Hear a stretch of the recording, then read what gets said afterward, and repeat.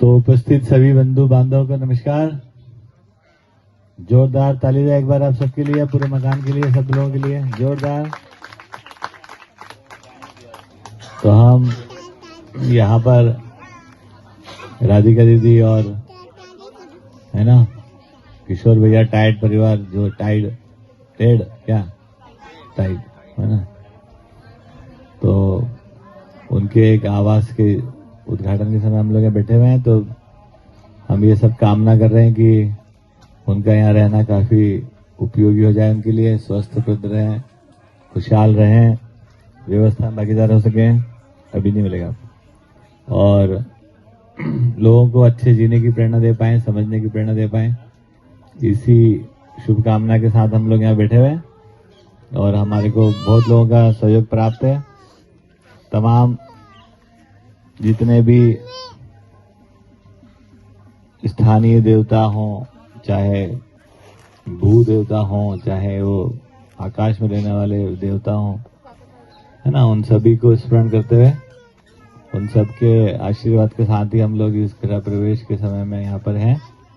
और ये बात बिल्कुल निश्चित है कि सुविधा संग्रह के स्थान पर, है ना, समझने समझाने के लिए एक आवास स्थली को पहचाना है उन लोगों ने, और उसमें हम लोग मतलब वो लोग प्रवेश करने जा रहे हैं। तो बहुत ही शुभ अवसर, हम सब उनके लिए आगे बहुत ही सुखद कामना से भरे हुए हैं। प्रश्न नंबर क्या था? 2 थे ना आपके? 2। पहला तो घर को कैसे देखें, आवास का क्या? हाँ तो जैसे कि हम लोगों ने पिछले कई वर्षों में यहाँ करके देखा, जी के देखा कि जब सुविधा संग्रह और भोग की मानसिकता खत्म होती है मेघना दीदी, तो जो घर है ना केवल सामान रखने की जगह है। क्या है? अपनी उपयोगिता को बढ़ाने के लिए अर्थ में सामान रखने। सामान में 2 तरह का सामान है, एक तो शरीर से जुड़ा हुआ सामान, और दूसरा जो है वह ये मानव शरीर भी एक सामान ही है। क्योंकि हम लोग का पूरा लाइफस्टाइल जो है ना आसमान के नीचे जाता है ना, तो ये बिल्कुल भी हमारे लिए एकदम रिटायरिंग रूम टाइप ही रहते हैं। आए अपना दिन में कुछ करे, फिर आगे पटक दिए, फिर ठीक कर लिए, फिर लेके चले। तो एक तो ये घर का मतलब इतना ही है कि हम अपने सामान को सुरक्षित रख सकें। दूसरा है कि स्वस्थता को बनाकर रख सकें।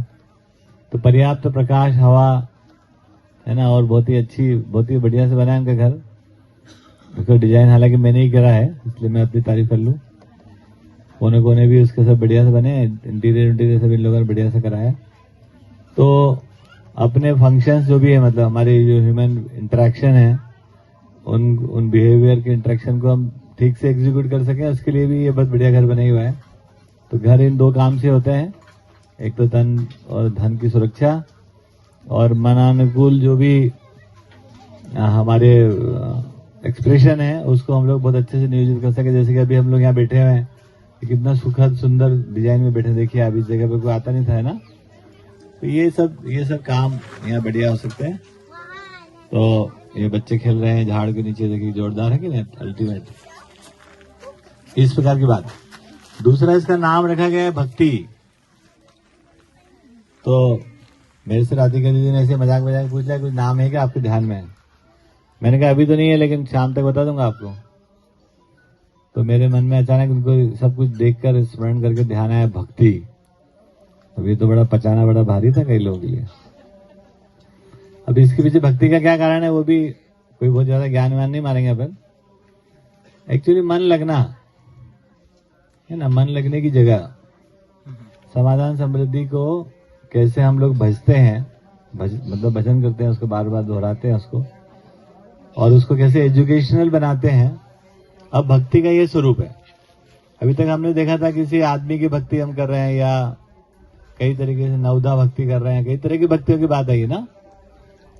यहाँ पर अब भक्ति जो है ना, लक्ष्य को भजने की बात हो रही है कि हम कैसे लक्ष्य पूर्वक जीते हैं, लक्ष्य को ही सोचते हैं, लक्ष्य की बात करते हैं, है ना।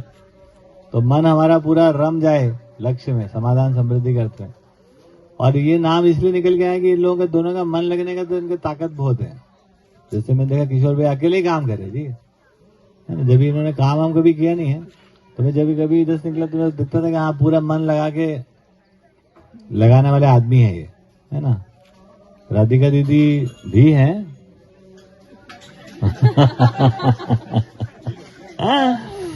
हालांकि राधिका दीदी पहले आई हमारे पास, लेकिन अब आगे पीछे कोई चक्कर नहीं दीदी। तो जितना मन इन लोग लगाया तो मुझे लगा ये तो भक्ति के मतलब बहुत ही करीब लोग हैं, तो इनका बढ़िया से नाम हो सकता है भक्ति, जिससे हमको पता चलेगी, है ना। ये उद्देश्य है हमारा सबका मन लग जाए समाधान समृद्धि में। जितना बढ़िया से मन हम लगा पाते हैं वो अभ्यास काम ही आते हो, फेल थोड़ी होते हो। तो भ्रम और भय से मुक्ति, भजन और सेवा की अभिव्यक्ति, तो और क्या चाहिए बताओ सर। इतना इससे सुंदर नाम क्या हो सकता है।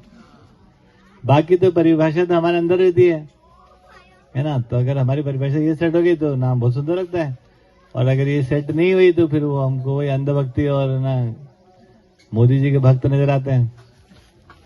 तो भ्रम और भय से मुक्ति के लिए, है ना, भजन और सेवा की अभिव्यक्ति, संयुक्त अभिव्यक्ति। भजन का मतलब ये है बिना बोले बोलते रहना।